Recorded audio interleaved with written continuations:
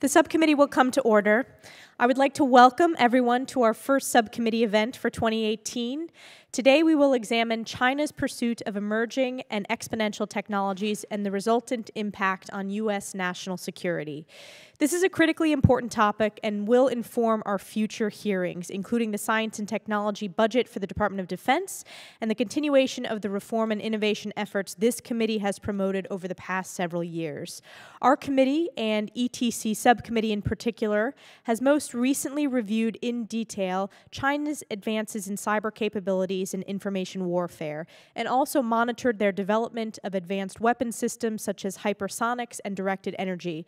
But this hearing today will take a broader focus and touch on many of the newer technologies that China is investing in to support their national objectives. China continues to increase their research and development investments at an alarming pace and is rapidly closing many of their technology gaps. More and more, we see China using only domestic Chinese firms and creating high market access barriers to support domestic capacity. The effect is to replace any and all dependency on foreign companies, investments, and technologies. Aside from the obvious economic benefit of China being able to create millions of high-paying, high-skilled jobs, there are also obvious national security implications should they corner the market on advanced technologies critical to national security. We also see them aggressively moving to acquire enabling commodities such as data, and current trajectories have China on track to have roughly 30% of the world's data by 2030.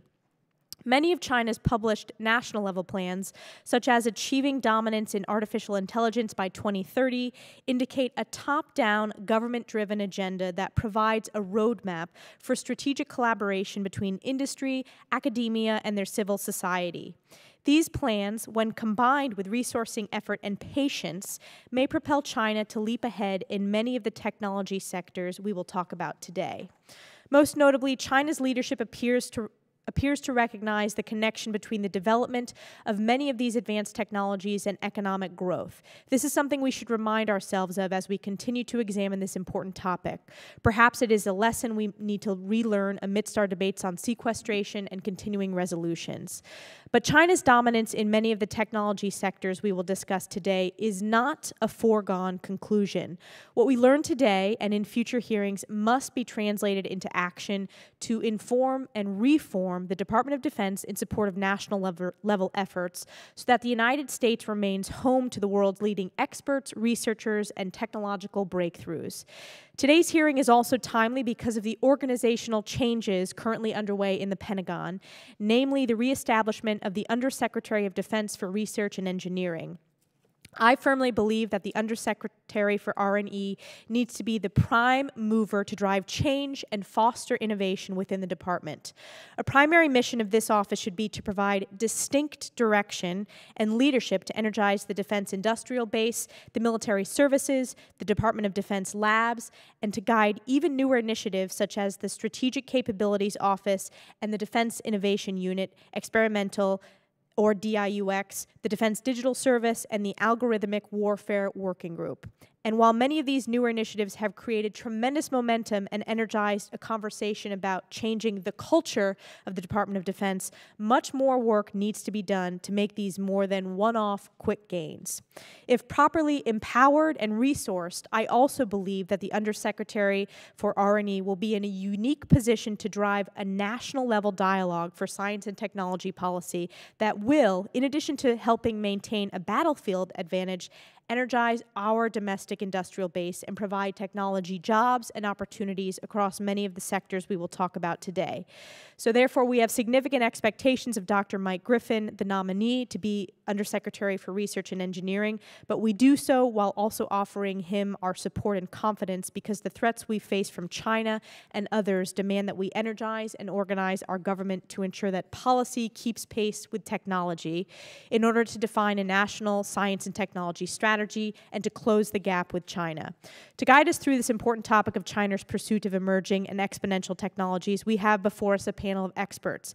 Mr. Dean Chang, Senior Research Fellow with the Asia Study Center at the Heritage Foundation, Mr. Paul Shari, Director and Senior Fellow with the Technology and National Security Program at the Center for New American Security, and Mr. William Carter, Deputy Director and Fellow with the Technology Policy Program at the Center for Strategic and International Studies. Welcome to three of our witnesses. We look forward to hearing your testimony. And now I'd like to recognize my friend, the Ranking Member, Jim Langevin in Rhode Island, for his opening comments. Thank you, Madam Chair, and I want to thank witnesses for being here today. Looking forward to your testimony. The members of the Emerging Threats and Capabilities Subcommittee have long been champions for Department of Defense investments in emerging technologies to advance U.S. warfighting and deterrence capabilities. Congress recently restructured the DoD to create an Undersecretary for Research and Engineering to enhance the Department's ability to foster and harness innovation. And Congress has also provided significant funding and authorities for progression of R&D and prototypes, including other transaction authorities. DoD has also made several efforts on this front. The Strategic Capabilities Office, as the Chair mentioned, DIUX, and the Third Offset Strategy are just a few of the recent initiatives that are working to ensure that our warfighters are never sent into a fair fight by providing them with the very best tools and capabilities that are available. But despite significant efforts by Congress and the Department, other nation-state actors have made advances of their own in emerging technology areas that endanger and in some cases obviate U.S. technological superiority. Today's witnesses will provide us with their insight on China's technological advancements and how such advancements impact U.S. national security. I'm particularly interested in hearing about China's advancement in hypersonics, artificial intelligence, cyber tools, and directed energy. Application of these technologies in the battlefield are absolute game changers and areas where I believe the United States must maintain its superiority. In addition to insight on China's specific technological advancements, it's important to understand what strategy, practices, policies, and investments China has employed and what they have exploited to achieve parity or superiority to the United States. In addition, it should trouble us all that the Organization for Economic Cooperation and Development has predicted that China could overtake the United States in total R&D spending by 2019. Such an understanding will allow us to fine-tune our own strategy, policies, and priorities and investments to maintain our technological edge. That said, I believe it's imperative the U.S. strategy be holistic in nature, one that fosters technological superiority as opposed to a strategy that simply attempts to counter one country's activities. It's equally important that the U.S. continues to promote collaboration and sharing rather than closing ranks and alienating the global S&T community. We must also focus on the future of our S&T workforce and promote education in the STEM fields of science, technology, engineering, art and design, and mathematics. So with all of that said, in closing, I just want to again thank our witnesses for being here today before us on this important issue. I look forward to your testimony, and with that, I yield back. Thank you, Mr. Langevin. I ask unanimous consent that non-subcommittee members be allowed to participate in today's hearing after all subcommittee members have had an opportunity to ask questions. Is there objection? Without objection, non-subcommittee members will be recognized at the appropriate time for 5 minutes. Thank you again to our witnesses for being here today. Mr. Chang, I'll start with you for your opening statement. Chairwoman Stefanik, Ranking Member Langevin, distinguished members. My name is Dean Chang. I am the Senior Research Fellow for Chinese Political and Security Affairs at the Heritage Foundation. I want to thank you for the opportunity to testify before you this afternoon. Let me note here, however, that my testimony reflects only my own views and do not represent the views of the Heritage Foundation. To begin, it is essential to recognize that the PRC sees itself as competing with the United States in the information age. What this means is, first, that China is competing with the United States in a long-term struggle for ultimately political supremacy, but that is founded upon economic and technological bases. This does not preclude cooperation with other countries in pursuit of economic benefits, but it does require recognizing that China sees this ultimately as a political struggle. And by the information age, we mean that the currency of power in the Chinese view is information.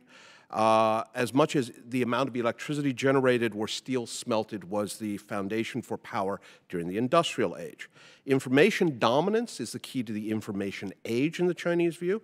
This means the ability to gather, to generate, to transmit, to assess, and to exploit information more rapidly and accurately than others. And this is all reflected in the broader concept of comprehensive national power, 综合国家力量, which includes military, economic, and cultural aspects, but also the level of a nation's science and technology base. It is important to recognize the aspect of comprehensive national power because it reflects the reality that China is engaged in a whole of society, not simply a whole of government approach to this competition. In terms of science and technology, the top Chinese leadership has long recognized the central role of S&T and innovation in this competition. There have been long-standing efforts dating back 3 decades, beginning with Plan 863, which was approved by Deng Xiaoping. This is a sustained effort that every Chinese leader has supported. Various strands to this effort reflecting the comprehensive approach includes improving Chinese universities, leveraging foreign investment through things such as mandatory joint ventures or the requirement to set up R&D campuses in China, economic espionage, including by governmental entities, as reflected by the DOJ's indictment of PLA hackers, and increasingly including the funding of foreign technology development as well as outright acquisition. As China's science and technology base has improved, China is increasingly competing as a technology developer, not simply a technology acquirer.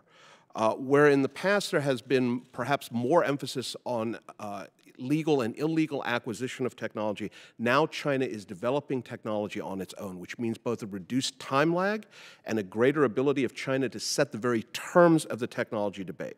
Increasingly, we see China developing technology as fast or faster than the United States. The fastest supercomputer in the world, the top 2, in fact, are both Chinese. And the Sunway Taihu Light, the #1 in the world, is entirely powered with Chinese-manufactured microchips. China was the first to deploy a quantum communication satellite and has engaged in longer-distance quantum encrypted communications than any other country. The national security implications of this, I would hope, are obvious. The level of competition means that from the Chinese perspective, improving the economy and S&T base benefits the military, while the military is available as part of the larger effort at strengthening the economy. In the context of information dominance, this is a very broad set of concepts which goes beyond cyber and therefore touches on an enormous array of technologies. When the Chinese talk about improving information gathering, we're not talking about just cyber, we are talking about space capabilities, including countering potential adversaries through things like ASATs as well as jamming, information monitoring, supercomputers, even genetic information. Information transmission improvements include quantum computing, 5G, better processors. Information exploitation includes artificial intelligence, virtual reality, and augmented reality.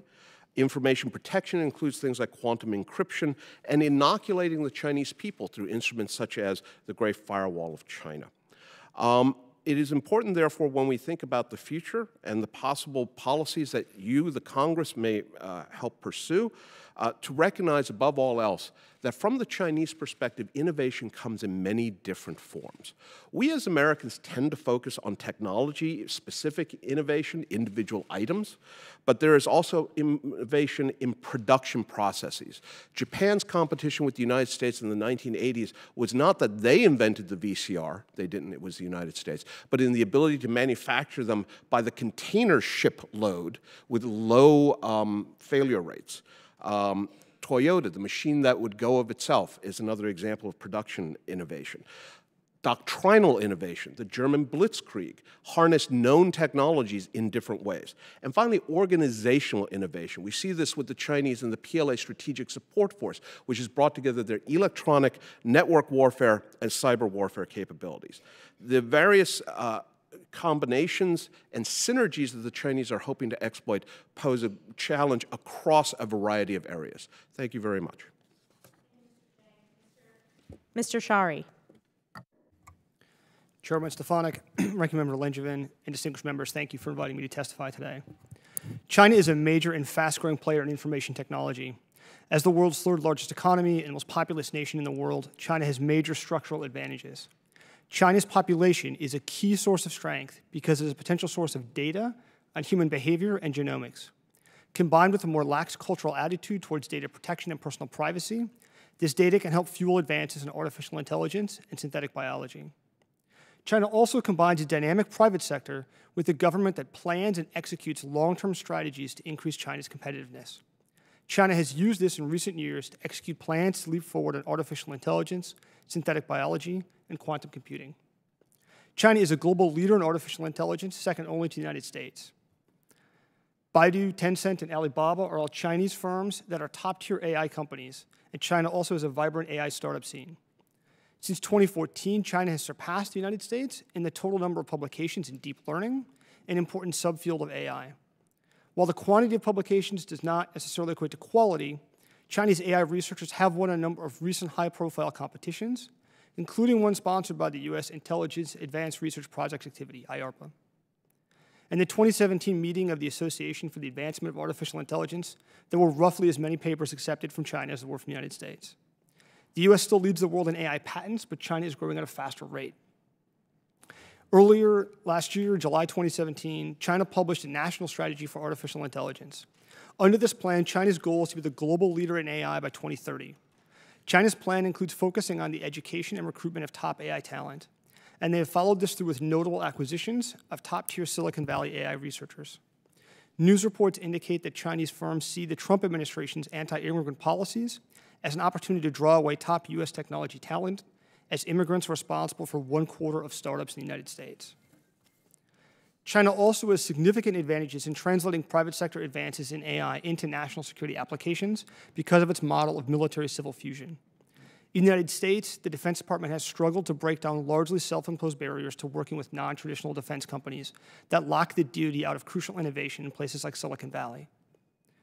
China has a closer relationship between the public and private sector and is able to more easily spin in private sector innovations into the military. This means that not only is China a significant player in AI, with a plan to be the world leader by 2030, but that China has major advantages in translating these private sector gains into national security applications. The information revolution has opened up new opportunities in biotechnology, as computers have made genome sequencing increasingly affordable. A Chinese company, Beijing Genomics Institute, BGI, is the world's largest genetic research center. BGI has a US-based center and has sequenced the genomes of millions of Americans. BGI has robust support from the Chinese government and partnerships with Chinese military research institutes. The Chinese government has created multiple national-level biotechnology development plans. One of the strategies China uses is going out and bringing in foreign innovation by investing in foreign companies.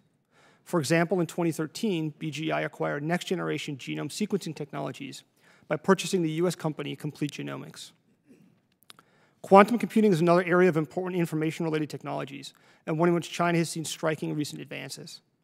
In 2017, Chinese researchers made major breakthroughs in developing a 10-qubit quantum processor and a quantum communication satellite. China is following up on these advances with national-level investments, including a $10 billion national laboratory for quantum technology.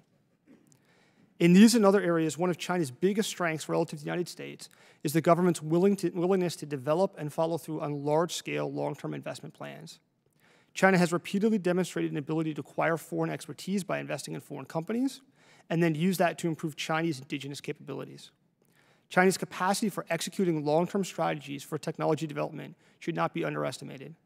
And Chinese plans to be the global leader in critical technology areas such as artificial intelligence should be taken seriously. Thank you.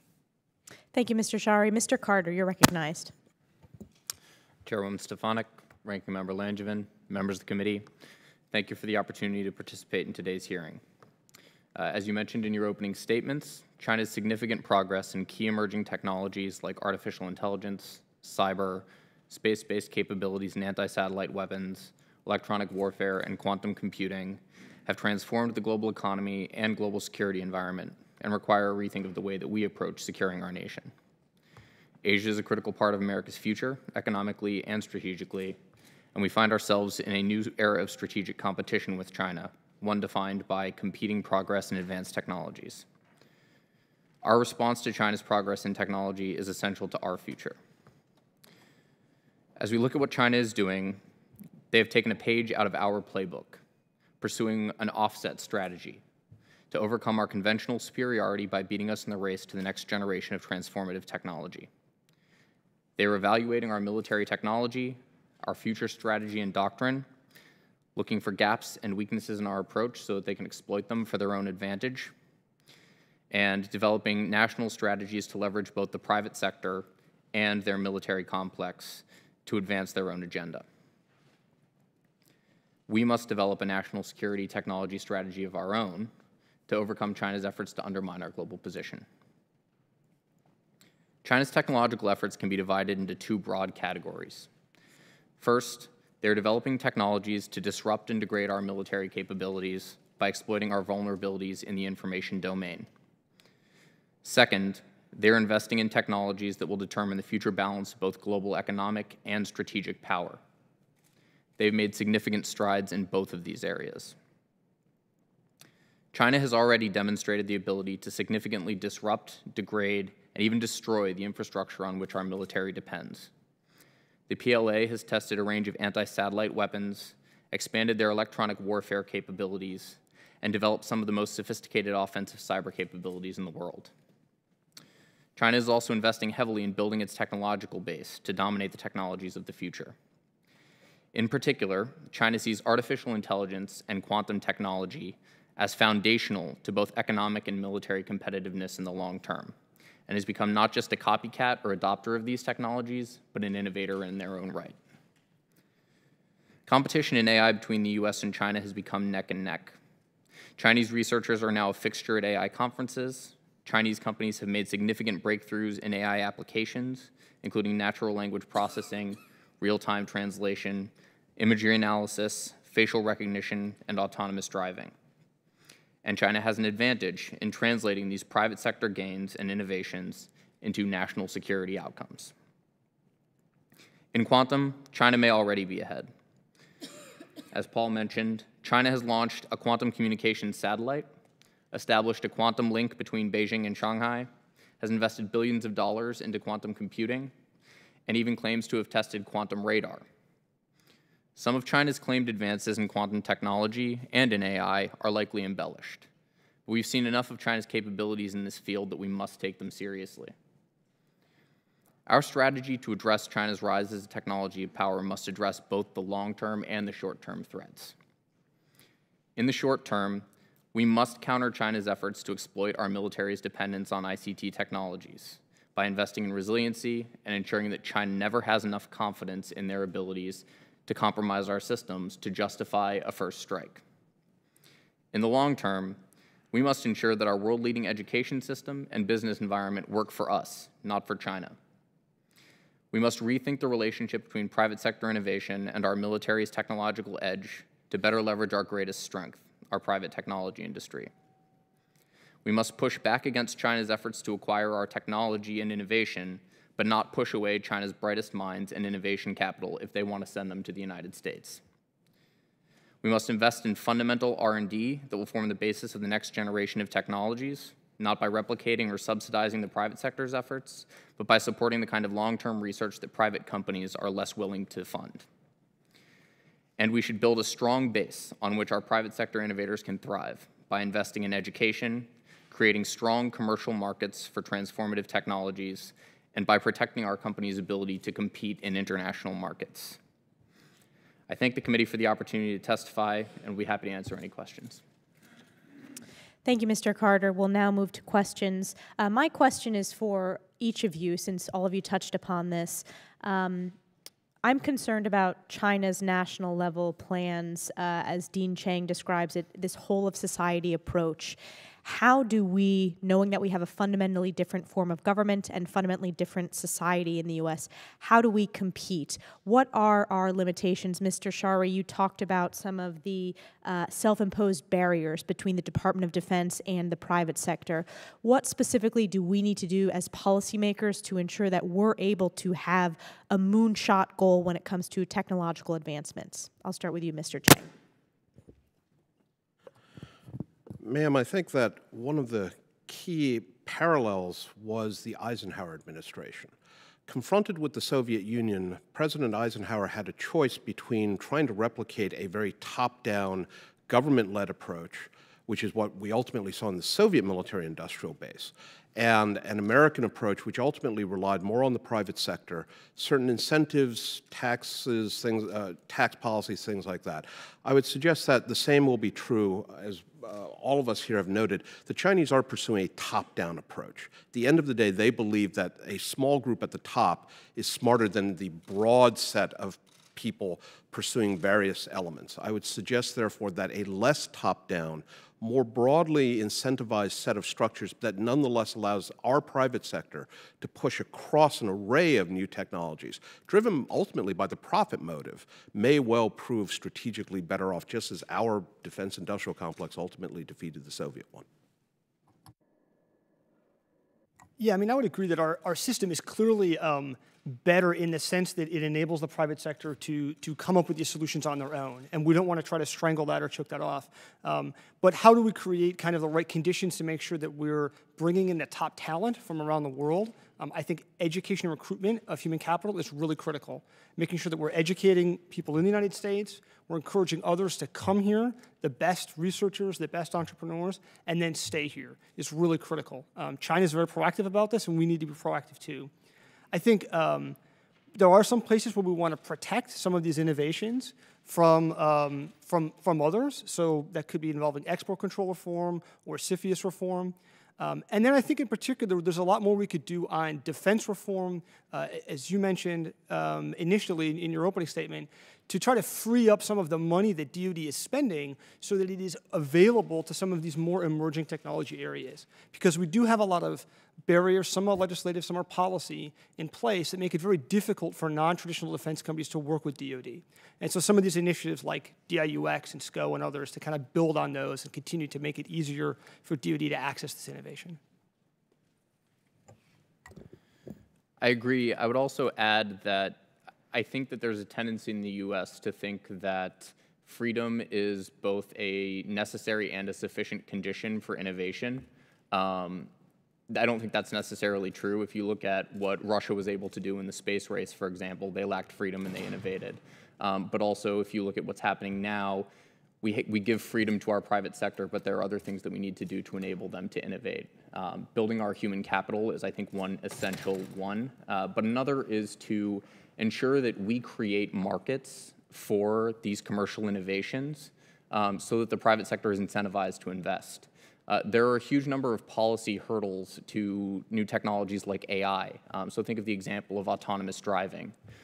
There are huge potential implications both in what the fundamental research into autonomous driving will yield in terms of better knowledge of how to build learning systems that deal in complex, unstructured environments, and direct applications of self-driving vehicles in military contexts. But we need to remove some of the liability, regulatory, and governance hurdles and questions around what our approach will be so that the private sector will invest.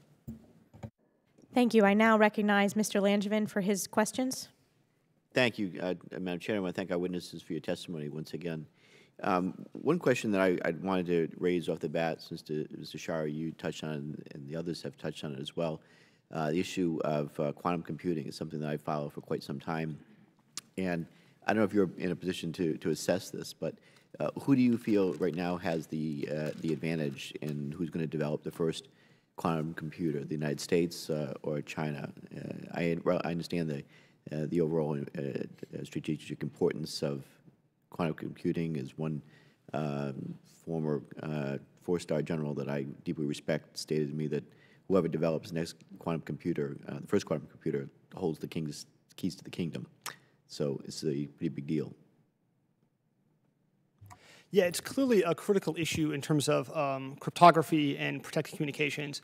I think it's difficult from like open source materials to assess because, and reasonably so much of what is being done is classified. It's clear that what China is doing at a basic science level, they're making some serious breakthroughs that all of us have mentioned. So I think they certainly should be taken serious as a competitor.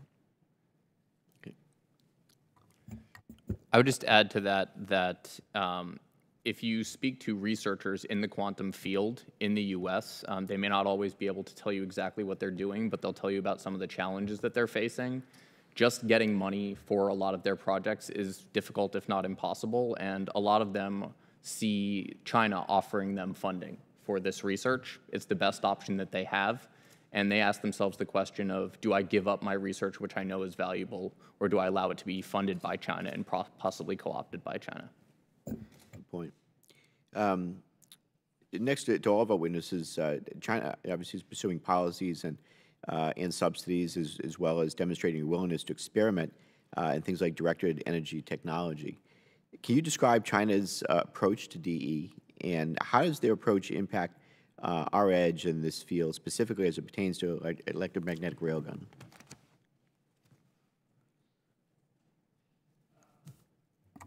Yeah, I don't have a lot of details on China's advancement in DE and electromagnetic railgun. They're certainly doing things and they're making investments, but I don't have a lot of details on that. Okay. Mr. Chang. My understanding is that the Chinese, in their own reporting, do seem to be engaging in a broad set of directed energy efforts. One of my focuses is on space issues, and it does seem that China views directed energy as potentially overcoming the political problem of kinetic energy kill against satellites. That is, if you hit one with something like what they did in 2007, you generate a lot of debris, but if you fire up a sufficiently high-powered laser or particle beam, you can fry the electronics, you can destroy the sensor package, but you don't generate a lot of debris in orbit, which has important political implications.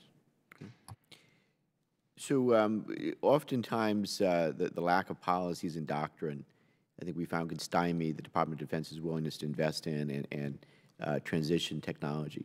Mr. Shari, based on your experience in the Department of Defense working issues such as the use of autonomous weapon systems, what is your assessment on the impact of current policy on investment in technological development and transition? And what more remains to be done on the policy front to foster technological transfer and development of doctrine with respect to autonomous weapon systems and other technologies? Thanks. We have some ad hoc policies in place for some emerging technologies where these issues come up, like autonomous weapons, directed energy weapons. There is no overarching process in the department for dealing with policies that might arise in some kind of new technology. Now, many new technologies don't raise interesting policy questions, but some of them do. Hypersonics might raise interesting questions for strategic stability. Anything involving genomics or human enhancement or human performance modification raises a whole host of interesting and challenging policy questions. There's no process or organization inside the department to harness and deal with these things as they come up. And so the biggest gap that exists today in terms of policy is on the human enhancement side. There's simply no policy decision-making process. There's no mechanism in DoD to try to guide investments or applications. So things are happening inside the department in various research labs, but there's actually no decision-making body that you could go to if you wanted to either do research or actually operationally use something that would modify people in some significant way, maybe give them a drug to make them better, perform better in some task. There's no way to actually do that right now in the department. I think that's a significant gap. Thank you. I yield back. Thank you for your testimony. Dr. Abraham. Thank you, Madam Chair. My basic understanding of AI is that you have this computer that not only is reacting to programming, but actually thinks for itself. But not only does that, but then acts on that thought process. And Mr. Chang said that China not only develops, but has the fastest computers in the world. We on HASC have had the discussion of the cumbersome acquisition process that we in America face with DoD, that sometimes it may take 18 months simply to do a study, and by the time the technology comes out, we're already way behind the curve, and certainly with the testimony we've heard here today, that could certainly be true. My question is, we know that many, many Chinese private companies are vested, are owned, very elite and very sophisticated American companies, not only in the navigational field, aviation field, you name it, they have a piece of the pie in some of these companies.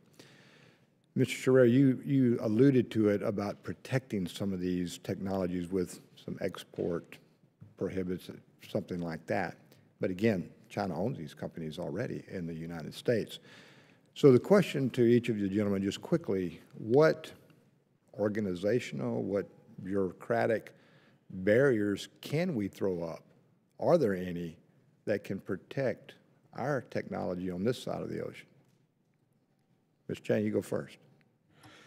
Yes, sir. I think that obviously we have CFIUS, the Committee on Foreign Investment in the United States. One of the key things to keep in mind, however, is that CFIUS is a gatekeeper entity. It keeps new acquisitions of already existing companies. It reviews those.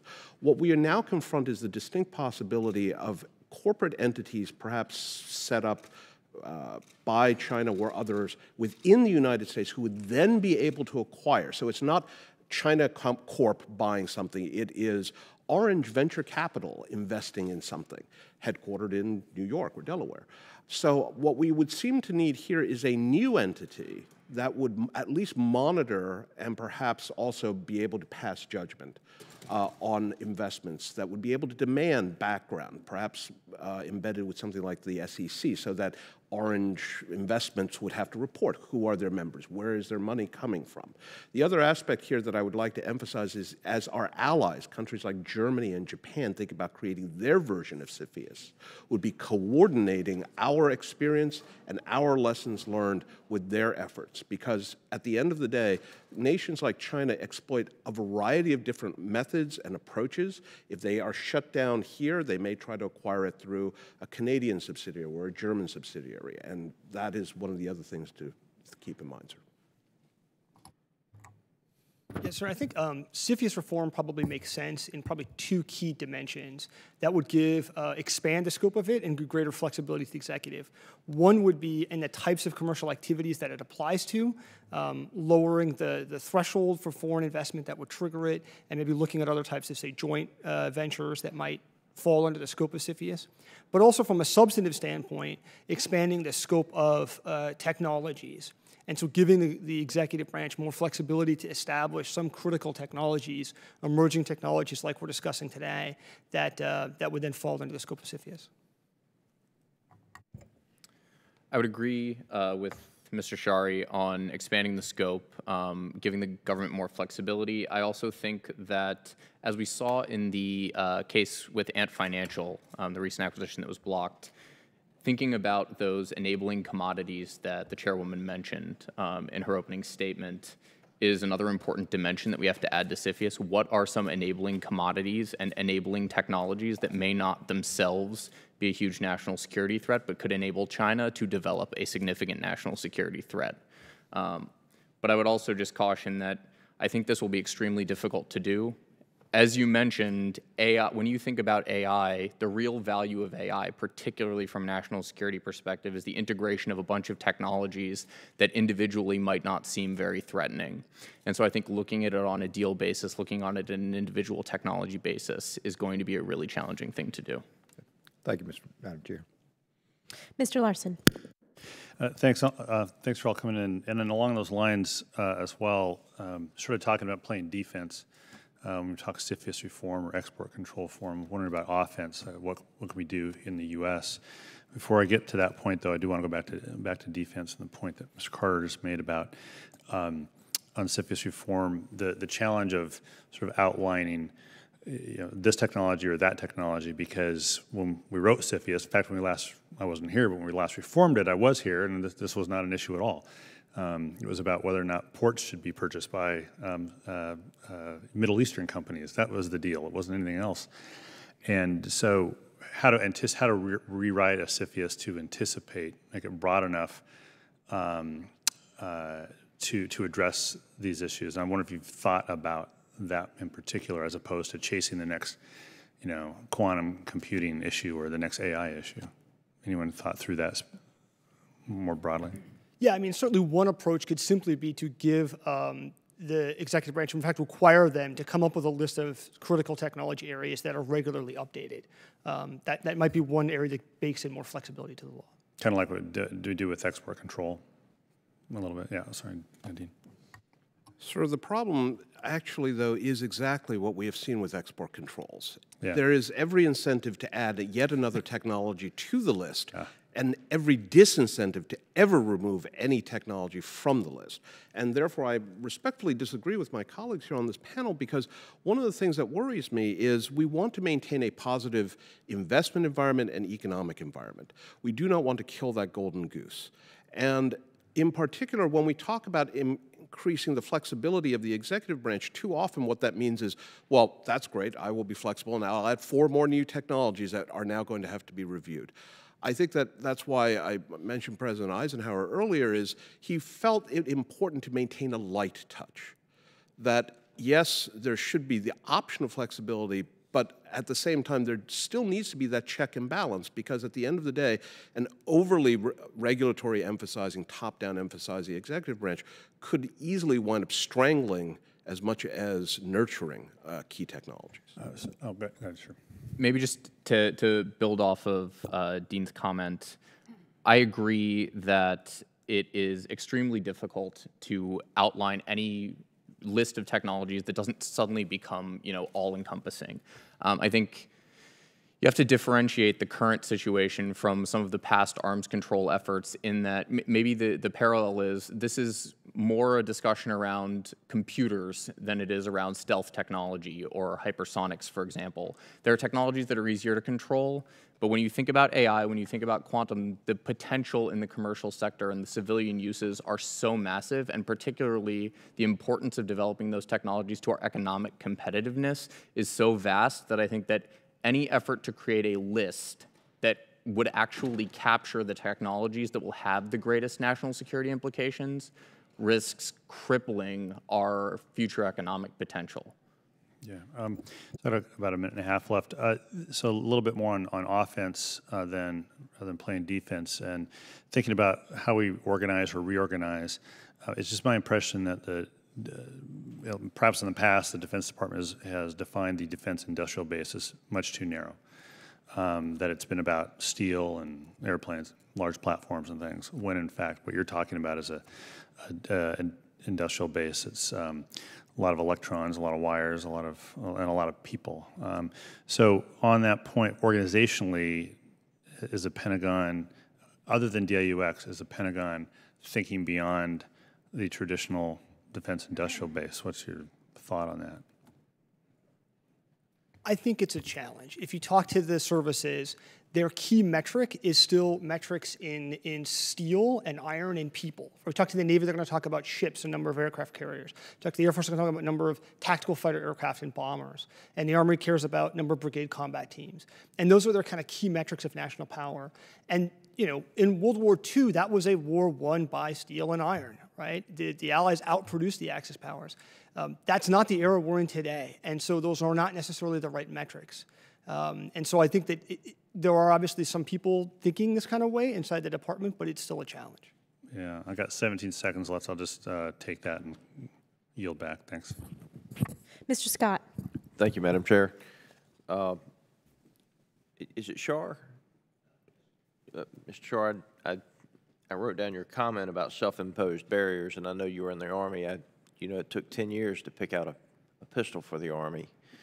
And obviously with technology, we don't have a decade to wait to pick a new system. And so I've got another line of questions for Mr. Carter, but assuming I have time, I want to come back to what you think those self-imposed barriers are and what can be done to remove them.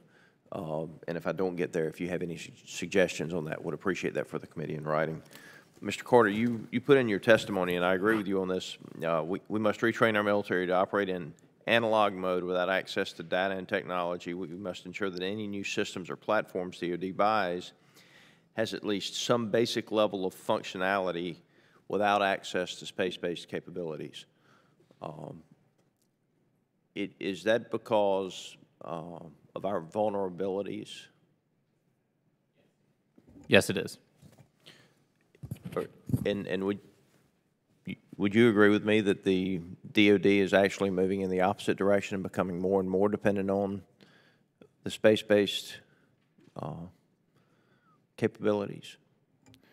I would agree with that. I think there is a recognition of that vulnerability in the department, and that they would like to move away from it, but they find themselves balancing the impressive new capabilities they can get out of some of these platforms that are dependent on these technologies, with the vulnerability that it creates. And also, they're struggling with the fact that the conflicts that we are actually engaged in today are not conflicts where our space-based assets are threatened, are not right. conflicts where our That's networks are absolutely really right. threatened.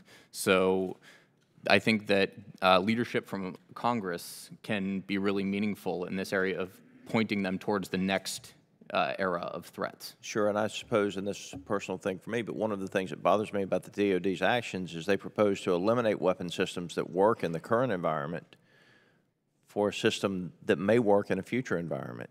And so when you talk about getting rid of the A-10 or getting rid of the J-STARS, which are currently being used in the conflicts that we're in today, for a system that may work in a conflict that may or may not exist 10 or 15 or 20 years from now, it just doesn't follow logic to me. But a specific question: with PLA's assessment of the U.S. military as vulnerable and our vulnerability in space, do you believe there should be an increased emphasis on the development of defensive space capabilities as well as application of quantum communications to overcome challenges in the electromagnetic spectrum?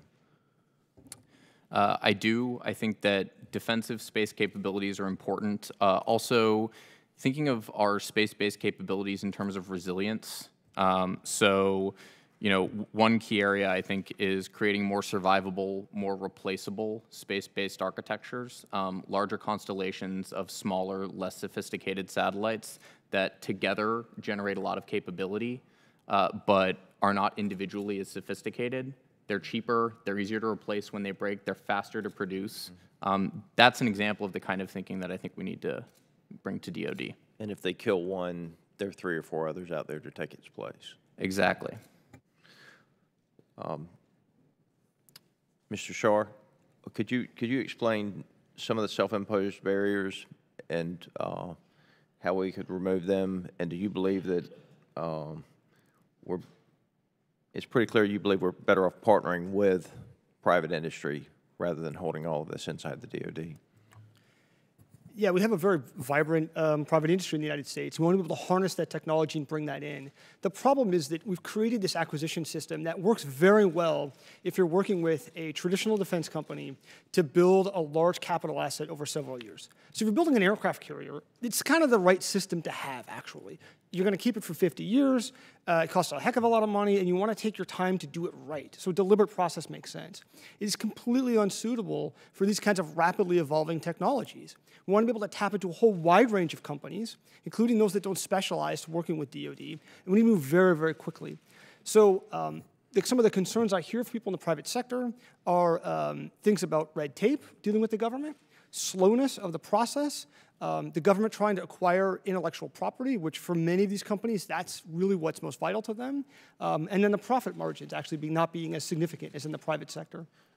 I'm almost out of time. If I could just follow, one of the things that also has to be thought of, though, is if you have partnered with those private sectors, they are private companies, and the Chinese do have the ability to buy private companies and then therefore hijack that technology. And I think that's just kind of one of the highlights of the complexity of the issues we face here. But thank you for being here. Mr. O'Rourke. Couple questions. Mr. Shari, you had mentioned the opportunity cost of either really being or just being perceived as being anti-immigrant in terms of attracting intellectual capital and the kind of people who are going to come up with the innovations that will allow us to excel in these areas. How long-lasting is the damage that you are already seeing? What would it take for the United States to correct the balance and be able to lead in the race to attract the best and the brightest from around the world? I think it's absolutely critical. We had Eric Schmidt, the chairman of Alphabet, at an event a couple months ago when he raised this as his top concern, coming from a major U.S. company, that he wants to be able to draw in the best talent from around the world and have them work for them. I think it's too early to tell whether we'll see significant damage from the current administration's policies and how long-lasting it will be. Some of them have been challenged in court, like the entrepreneur rule, and if not, basically the administration's policy change has not survived in court. But the cultural perception is certainly very damaging if people simply say, look, there's too much uncertainty, and if I'm going to figure out where to pursue a degree or where to try to pursue a visa or where to pursue, say, a postdoctorate or set up a company, I'm going to go elsewhere. And that can have major long-lasting effects. And we're just reading story after story about graduate institutions having a hard time attracting foreign graduate students, and it seems to be totally connected to what we're talking about today.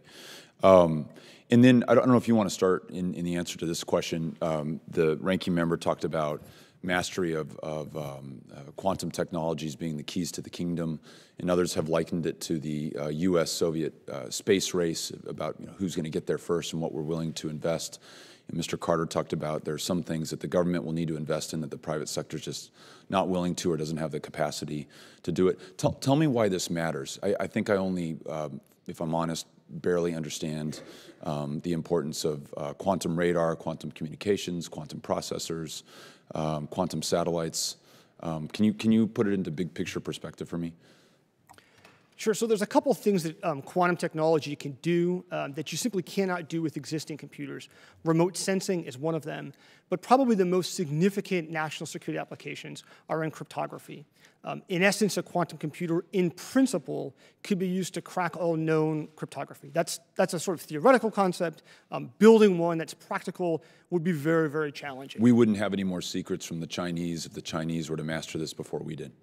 You'd have to start to upgrade cryptography now because it's not even a question of when it's broken. It's that one could go back, and then if you've stored data for communications, you could go back and analyze this and crack old codes, which could be very damaging from a national security standpoint.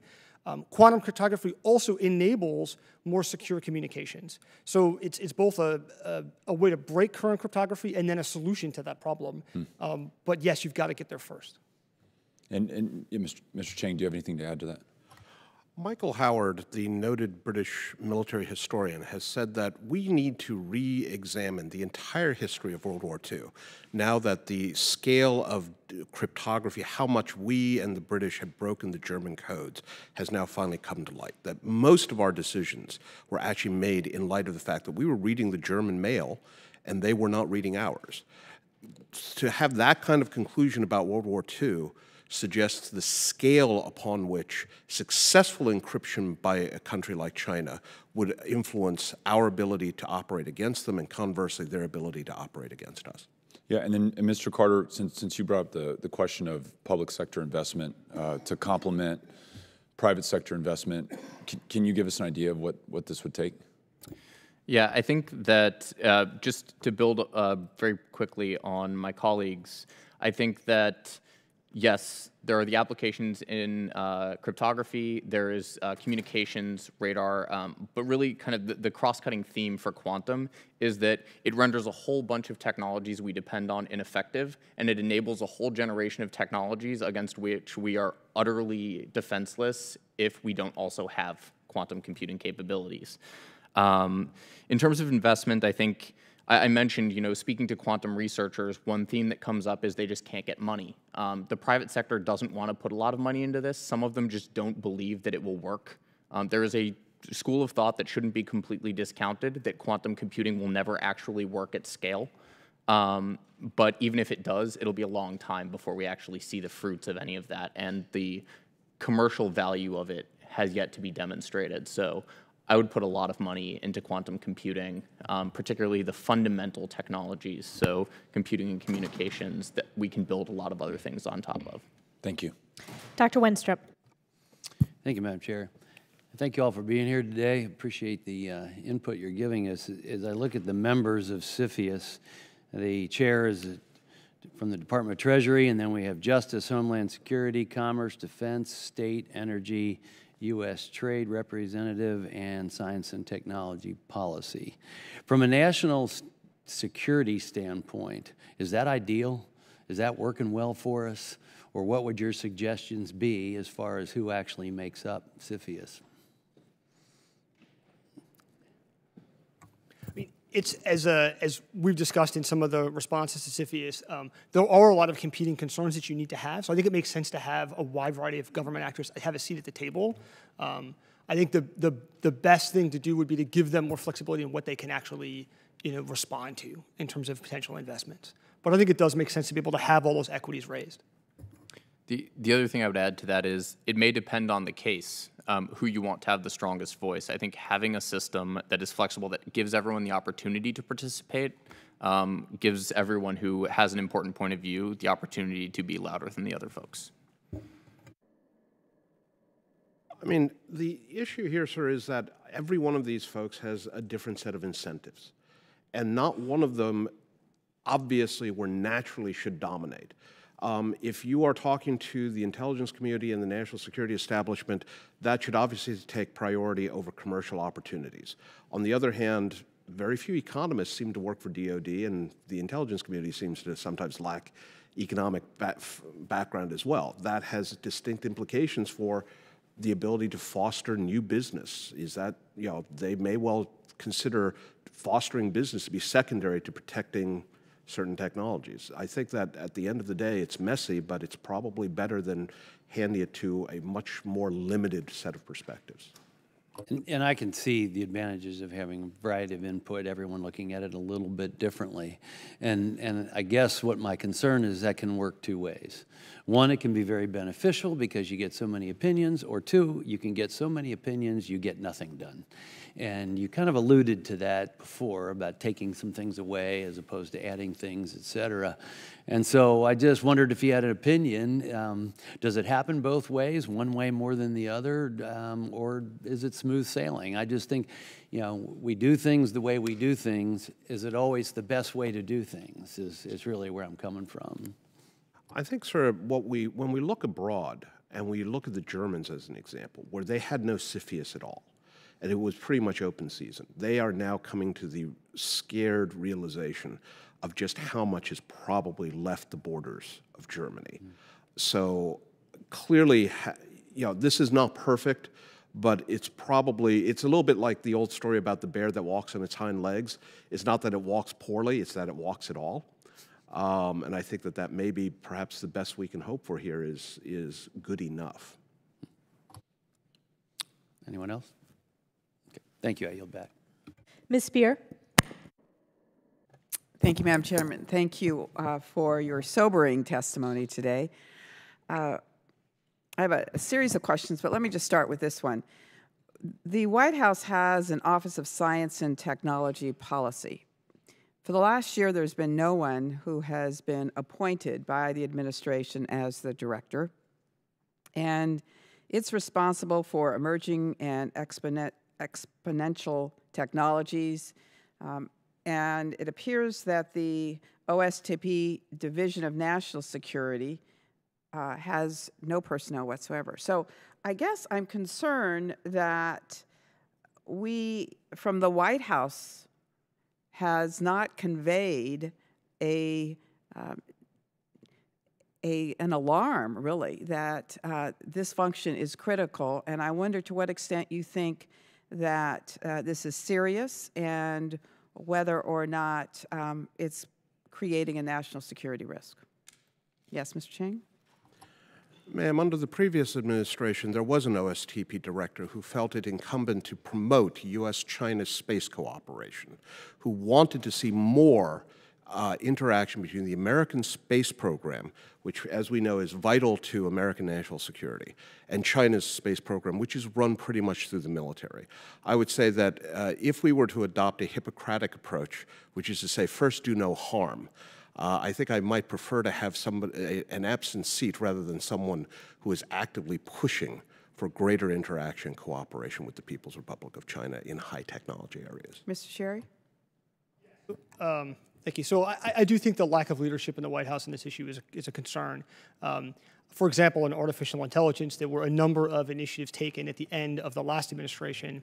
At the sort of working level of the government, a lot of these things are still moving forward. There's inertia, people that are trying to execute things, but there are a lot of critical things where you are going to need leadership in OSTP at the White House to do things like look at whole of government investments in science and technology, particularly in some of these areas like quantum technology, where government investment is really important because it's not quite mature enough where the private sector is going to pick it up. On things like immigration policy, to make sure that we are bringing in top talent and keeping them. I think one of the challenges on some of those topics, it does run counter to where the administration currently is. Mr. Carter. I would agree with Mr. Shari, and I would just add that a lot of what was done at the end of the Obama administration was to ask some very important questions, to task people with gathering information, with finding answers to some of these tough policy challenges. And I worry that, yes, at the working level, people are continuing to pursue these initiatives. They're going to have no one to report to when they find answers. Those weren't just, kind of black holes into which we were pitching our resources. Those were important questions that we're going to need to answer, not just for national security purposes, but because we need to think about building these commercial markets for AI technologies and things like that. And leadership at the top level is going to be important. I've always worried that we're kind of late. The Office of Personnel Management that was hacked into, we really didn't know about it for over a year. So China had access for a full year into some of the most sensitive information about federal employees. Kaspersky operated in this country for years and was actually hired by government entities as the purveyor of software or malware detection. And yet it wasn't until 2 months ago that Kaspersky has been identified as not being a good actor. What do we do about this? Are there other Kasperskys out there from a Chinese perspective that we should be concerned about, or from other countries? Mr. Chang. Absolutely. Yes, there are other entities out there. It is interesting to note that while on the one hand we have tried to limit access for companies like Huawei, other Chinese companies have been able to sell products. I believe the federal government only recently recommended not acquiring Lenovo computers, which are another Chinese entity. What can we do about it? I think one of the most important aspects here is recognizing we are in a competition. I think that for too long we have been focused, for good reason, on the ongoing conflicts in places like Afghanistan and Iraq. But these are countries that do not pose a technology challenge to us. Recent events involving Russia, ongoing events involving China, I think are providing a wake-up call. But I think that outside of perhaps this room and some quarters in the think tank and policy community, there's still this view that at the end of the day, China and Russia really are somehow distant threats and laggard competitors rather than, in some ways, increasingly our peers. I've actually 20 seconds, or have I expired? Maybe you could just finish the answer to that question. I'm sorry, I lost my train of thought. Kaspersky, OPM. Yes, I think the fundamental problem here is that our cybersecurity architecture is just simply very porous and has a lot of vulnerabilities across the board. And part of this is about, really we have incentivized efficiency over robustness and security as we've built up different kinds of computer architectures. And so, this is a place where finding ways to change the incentive structures on things like who pays when there's a hack at a company that releases vital personal data, to change the incentive structures so that companies are incentivized to take cybersecurity more seriously might be ways to address that problem. Quickly. I agree, and I would just add to that when you look at Kaspersky in particular, for us to fully recognize what had happened and to kind of announce at a national level that, oh my God, Kaspersky has done this to us, took a while. But I think a number of years ago, if you had talked to folks in the cybersecurity community and asked them about Eugene Kaspersky and some of the other folks in that company, they would have known full well what their background is and their relationship to the Russian state. So partly it's just about getting the right people to listen to the right people. Thank you. I yield back. Mr. Lamborn. Thank you. Thanks for having this hearing. Thank you all for being here. China's satellite manufacturing industry is growing at an alarming rate. In the past 2 years, Chinese factories have pumped out 40 satellites. I'm concerned that China is using unfair trade practices, such as subsidizing launch costs to prop up its state-owned entities. This in turn places our own satellite manufacturers at a competitive disadvantage. So it's for this reason, as well as for the threat that they pose to our nation's cybersecurity, that I included a provision in last year's Defense Authorization Act that bans the procurement of SATCOM systems if such systems use satellites or components designed or manufactured by the Chinese. So, Mr. Cheng, given your expertise in China's military and space sector, are you aware of this or any other trends that China is employing to prop up its satellite export industry? Sir, I'm not sure that with state-owned enterprises, almost by definition, it's subsidized.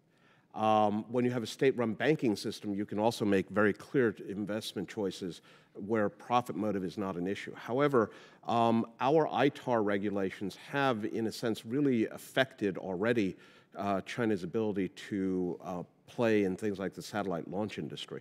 With regards to the satellite-specific aspect, where the Chinese seem to be going right now is two aspects. One, lower-end countries that are new to space, Nigeria, Bolivia, Venezuela, where they can sell satellites, design, build the ground facilities, all for a price that, frankly, no country can really compete with.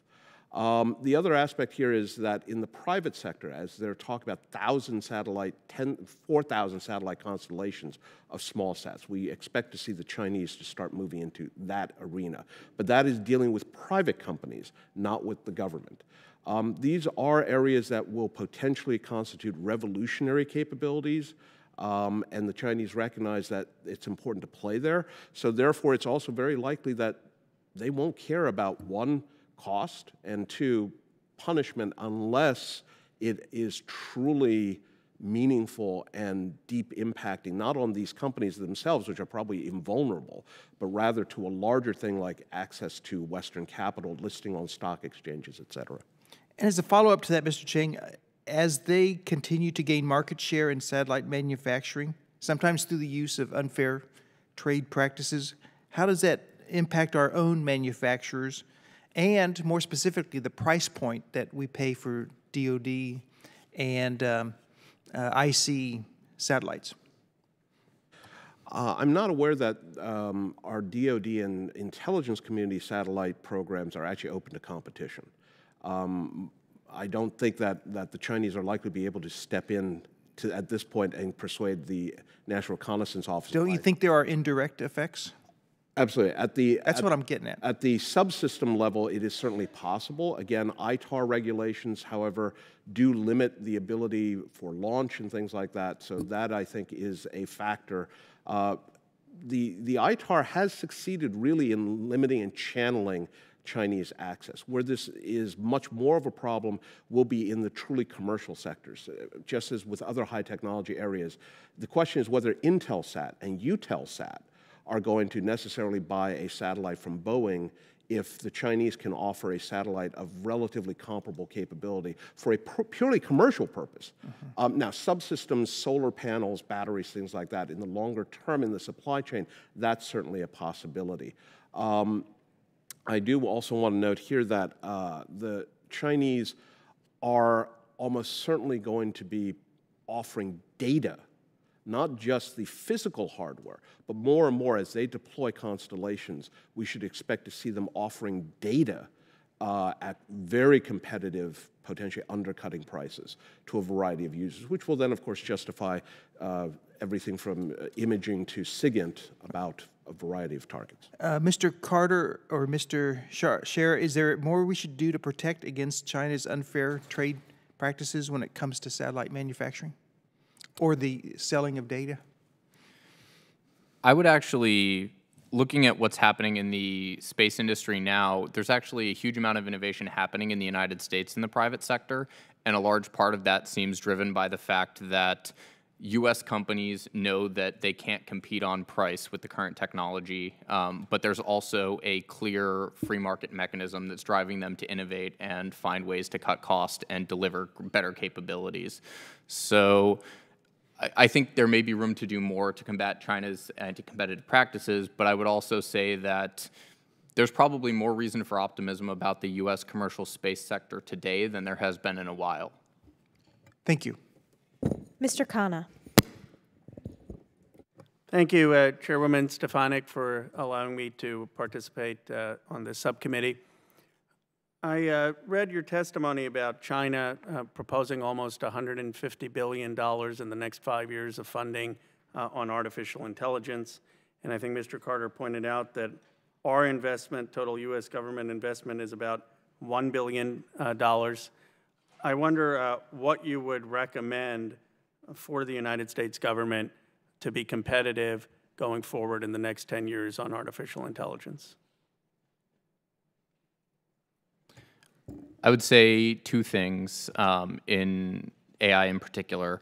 One is China understands that certain technologies are building blocks that enable other technologies to develop. We should take the same approach. Think about what are the most fundamental breakthroughs that need to happen, and then allow the private sector to commercialize and develop applications based on those breakthroughs.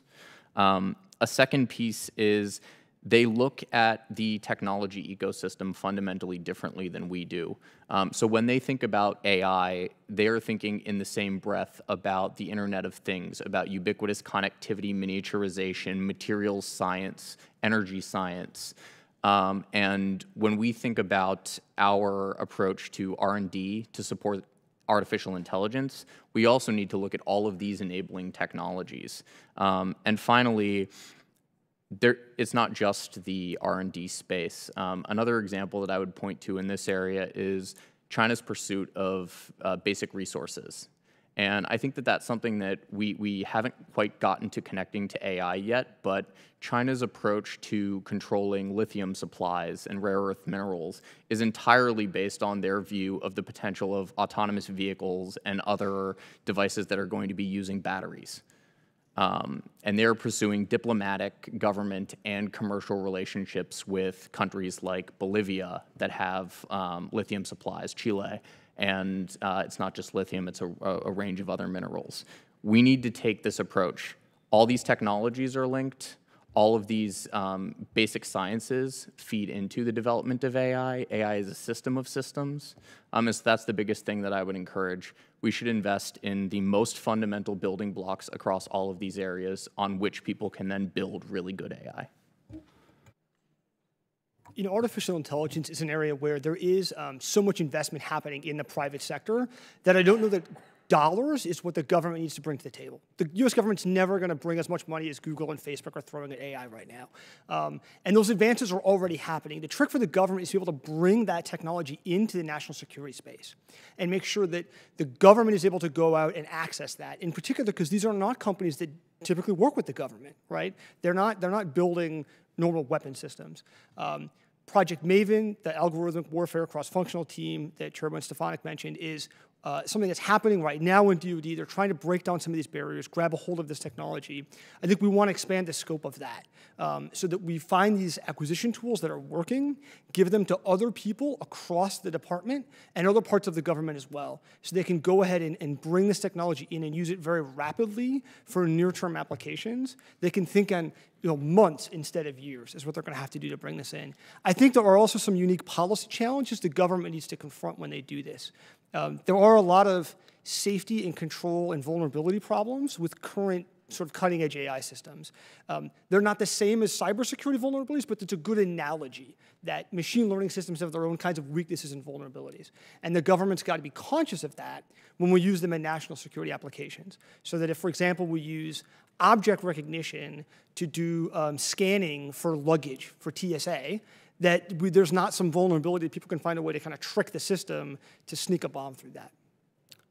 A quick follow-up. What would you think of creating an artificial intelligence center in the Department of Defense to do the things you're talking about?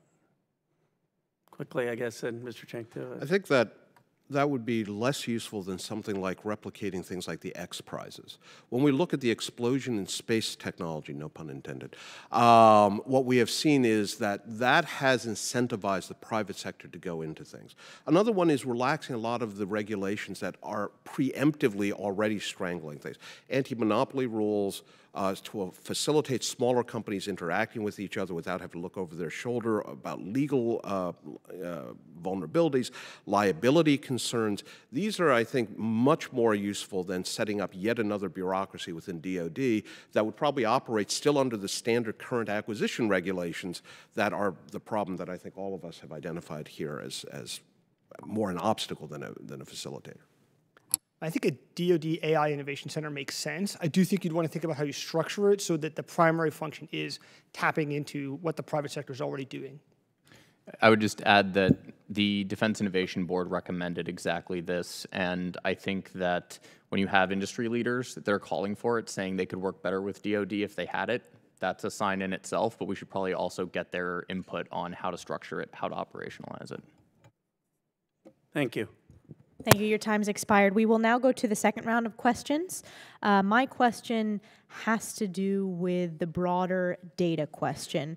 Mr. Shari, in your opening statement, you noted that internet users topped 3.8 billion people, nearly 5 billion people using cell phones, nearly 3 billion people using social media, and more than 20 billion devices connected via the Internet of Things. What does this mean with respect to the amount of data available and being generated, especially in my opening statement when I referenced the potential for China to control 30% of the world's data by 2030? How does this impact the intelligence community, for example, which is a community that's grappling with this pace of technological change? So right now, we have these oceans of digital data, and it's very hard to actually make sense of it and process it. Artificial intelligence is changing that. And in fact, the current methods of machine learning, deep learning in particular, need large volumes of data. And so you actually have this synergy between these two kinds of digital technologies, this proliferation of large amounts of data, this huge accumulation of it, and AI that needs this data and then can learn from it, and then can learn very complex things that you can't teach people, can learn to recognize faces, translate languages. For a country like China, that means that having this indigenously within their own countries, having hundreds of millions of internet users, people doing banking over mobile devices, all of that is this pool of data that they can draw into to then feed into their AI sector, and they can begin learning things about human behavior. And so that's a significant advantage. Then they can translate that to a whole variety of applications. Thank you. Another topic that you touched upon in your opening statements, but I don't think we've dived into, is genomics and synthetic biology. With respect to healthcare, gene editing, and synthetic biology, we have seen China position itself with plentiful and very low-cost gene editing technologies. You referenced the Genetic Research Center. China's home to the largest genetic research center. China also has passed laws making it illegal to export healthcare and genomic data about the Chinese population. That, combined with some of their recent hacks on U.S. healthcare systems that were attributed to China. Can you discuss what your concerns are in this area? Yeah, so this is, an area that's, we're seeing these incredible fundamental breakthroughs because now computer costs have driven down the cost of sequencing the human genome. So we're able to accumulate not just individual genomes, but large data sets, and then begin to do analysis across them. It's almost hard to overstate how significant this could be in the long term. We're talking about understanding human biology, changing the actual code of human biology. And so that's places where we want to be a dominant player, and we want to think about how do we protect that kind of genetic data. How do we protect this? I think this is a broader policy question, really, involving both national competitiveness, but also privacy issues in the United States. Things like who owns your genome, right? Who owns genetic data? Who has access to that? When you look at cybersecurity practices today, right, if we can't protect people's credit card numbers and their OPM data and their Equifax data, the idea that we're building giant databases that have human genomes in them is a little bit actually scary, right? And so I think we need to think hard about how we begin to protect that data. Mr. Langevin? Thank you, Madam Chair. If we could just go back to, so I can clarify the investment that China is making in AI and what we are investing in AI. It's a little confusing, and I just want to understand, when you talk about $7 billion, that's just the city, the two Chinese cities, and then our R&D investment in AI is $1.1 billion for the U.S. government. Are we comparing apples and apples in terms of the total investment of in AI, both government and private sector on both, or are you talking about just government to government? So that comparison is not strictly apples to apples. I think that the key point is that if you look at everything that the U.S. government is doing, it amounts to a tiny amount of actual direct funding for research in AI. I think that statistic came from the report from a couple years ago, the NSIC report. And what you see in China is they have investment at all levels of government. So those municipal governments are investing. Beijing just announced that they're going to build a new AI center that's going to be kind of an offshoot of Zhongguancun, which is an innovation center in the center of Beijing. But if you look at the private sector, I do think that's an area where we have a huge advantage. Part of it is that U.S. companies are investing huge amounts of money in AI. Part of it is that U.S. investors are, I think, smarter technology investors than Chinese investors. They've got decades of experience doing it. People have been throwing money at all kinds of crazy ideas in Silicon Valley for 40 plus years. So when you look at what's happening in China, they're putting a lot of money into companies and into technologies that I don't think will necessarily actually bear fruit. So on the private sector side, I think we are putting in a lot of money and we're making better investments. On the government side, we're putting in essentially no money, and there's probably room for us to do more. Yeah, I would agree to do both, but in having that collaboration with the private sector, purchasing commercial off the shelf also is something where we can leverage the amazing investments in the private sector is making as well. But I think it's important that the government invest in this R&D technology as well, without a doubt. Let's also talk to something else. I know we've touched on this a bit, but to give you the opportunity to expand on it. So, I believe a comprehensive whole-of-government approach is needed to maintain U.S. technological advantage, and it must include investment in our future workforce and collaboration of all agencies. I also believe a strategy should not be focused on countering activities of one country, but rather should foster a culture of innovation. And so what are your thoughts on this issue? Again, I know we've touched on this, but further thoughts that you'd like to share with us? And also, what are your recommendations for Congress for policies that maintain our technological edge in critical areas by appropriately addressing exploitations and activities of other nations, while also fostering a culture of innovation in the U.S.? And the other thing, if we don't get it, if you can maybe touch on it before the time runs out, China is a keen competitor in the international community in developing regulatory mechanisms and addressing legal and ethical issues regarding the use of emerging technologies. In your view, how can the U.S. remain the leader in the international community for developing regulatory policies, setting of international norms, and addressing ethical issues, and adopting sound doctrine for emerging technologies? It was a real wake-up call for me when I heard Elon Musk talk about artificial intelligence being the biggest fundamental existential threat to the existence of mankind that we face today. So how do we make sure that other nations are developing and using these technologies responsibly, and that we're leading in that area as well? Sir, one of the things that we can take away from the U.S. versus Chinese experience on the Internet is that the Chinese very much want only nation states to have a say in the establishment of regulations. They have really hated ICANN and wanted to move administration of the Internet to the UN's International Telecommunications Union. I would suggest that that is not in our interest for multiple reasons, not least of which is that our private sector is vibrant and powerful. We should therefore be a strong advocate for a multi-stakeholder approach in the development of rules, norms, standards, including in the areas of artificial intelligence and genetic engineering.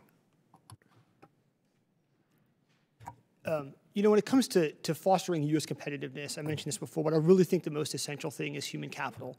We've talked, for example, on CFIUS and the balance of constraining foreign direct investment. But dollars are fungible. People are ultimately the most valuable asset in innovation. And so I think things like investing in STEM education in the United States and then encouraging immigration policies that look for bringing the best and brightest over and keeping them here are really essential so that we remain a place where people want to come, want to innovate, want to build new technologies and new companies. I would agree, and I would add that I think there's an overlap between the two themes that you talked about. So one of the greatest advantages of the U.S. private sector over the Chinese private sector is that our companies are global. You talk about 30% of the data, the world's data is going to be in China. Well, we have a huge advantage on the other 70. U.S. companies, China has 1.4 billion people. Facebook has over 2 billion users. The largest social media platforms, communications apps, email services are all based in the United States. So much of the data that's being generated in other countries is our data.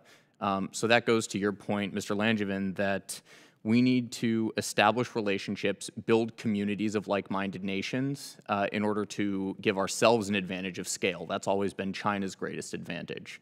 Time's expired. Dr. Abraham. Thank you, Madam Chair. As much as AI gives me pause, synthetic biology gives me more, because we are to the point with CRISPR-Cas9 where we can modify not only single genomes or genes, but an entire sequence of genes. And going back to the Chairwoman's comment and Mr. Langevin's, yes, state players certainly want rules and regulations in place that control this, because we know where this can lead. We are truly gone from science fiction to reality, and if not now, very soon. But there are groups globally that are very, very well funded that could take this technology and do very, very evil things with very limited resources as far as labs. We know CRISPR-Cas9 can be done in any normal molecular biology lab right now. Just an opinion, because I understand it is that. Is there anything we as Americans, we as Congress, we as a group of people with moral standards can do to limit you can't put the genie back in the bottle, literally, but is there anything that can be done to prevent some of the potential that is out there? And I know it's a very subjective question, but I would like your opinions.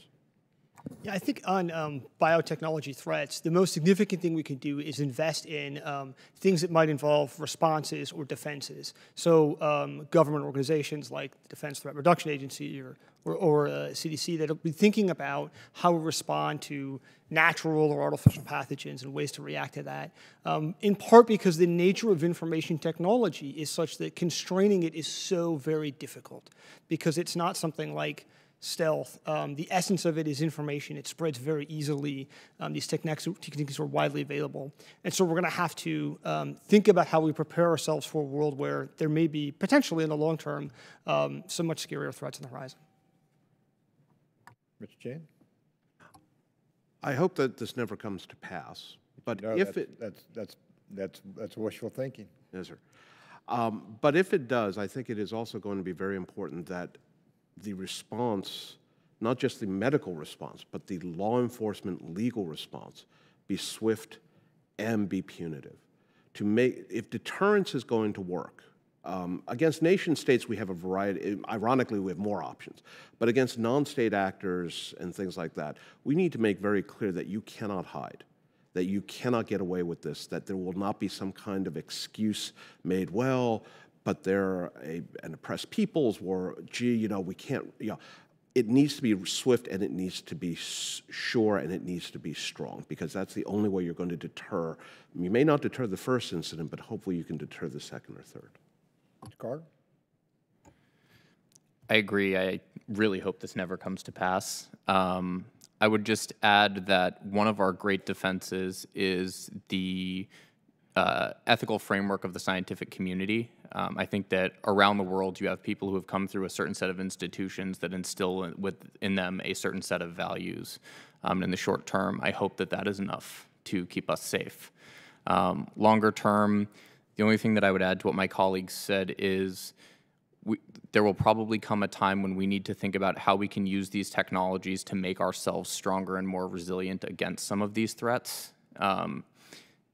Biotechnology is like AI or quantum in many ways, in that I think the technology presents the threat, but it can also present solutions to the threat, and so we should look into that.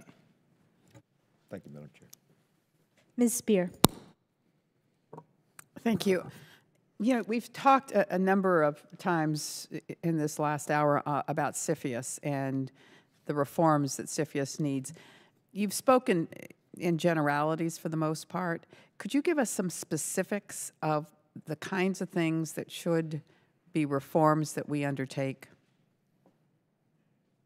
Sure. So I think the things that would make sense would be expanding the scope of CFIUS so that it enables... By scope, you said that before. Tell us what you mean by right. scope. So in two particular ways.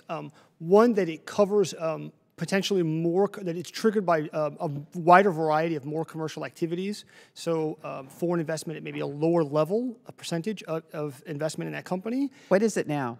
I want to say it's 50. Got it right here. 50%, I want to say. I don't know. So lower than that, like 25. And then looking at maybe other things like joint commercial ventures or other types of commercial activities that might cover.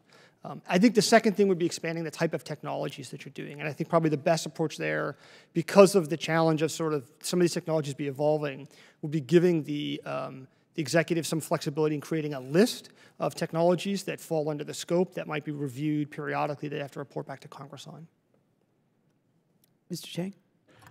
In this case, I think it may be not an issue of reform, but establishing a new entity, perhaps embedded within something like the Securities and Exchange Commission, Department of Treasury, Department of Commerce, that would be overseeing and monitoring investments in new developing technologies, joint ventures, and things like that, not by outsiders, but by entities that may be influenced from abroad. As I said earlier, a joint venture company, where did the capital come from? Who is sitting on that board?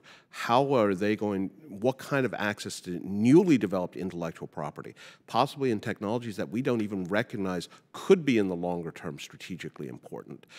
That's not a CFIUS role right now because, again, it's not an outside investor, but this is something that I think, especially when we look at the Chinese and others, they recognize that it is startups, it is new technologies, especially cutting edge, where the long-term strategic consequences simply can't be predicted. So the Chinese and others invest in everything in the expectation that you may have longer-term payouts and payoffs. Mr. Carter? I would say that, with what Mr. Shari was referring to, I think it's the issue of non-controlling investments. So control has always been a key principle for CFIUS. Does a foreign entity control a U.S. company? And I think that that's where there's a lot of room to say we need to think about a broader issue than them controlling the company. It's them having access to the company, to its way of thinking, to its technology. Also, I think I mentioned earlier this idea of enabling commodities, of thinking not just in terms of what are technologies we don't want other people to have, but what is a resource base that we want the United States to have and that we don't want other countries to have that feeds into technology. Things like data. China will have 30% of the world's data. Do we need to give them our data as well? And then the last thing that I would add is I think CFIUS already has a mechanism. Often, instead of rejecting a deal, they propose constraints, firewalls within companies, internal procedures which can be used to address some of the issues that can arise from foreign control of the company or foreign investment in the company. I think we definitely need to keep that as an element of our CFIUS strategy because we want to have an open investment environment. We want to be part of a global investment ecosystem, but there are other ways than blocking deals that we can ensure that companies aren't being used to transfer technology out of the United States. Francis Collins, maybe 2 years ago, who was in fact one of the creators or one of the individuals who was able to decipher the genome, was invited to China, and he went to what was a shoe factory previously and was shown this lab, so to speak, with 3,000 Chinese working on the genome. For all intents and purposes, have they eclipsed us?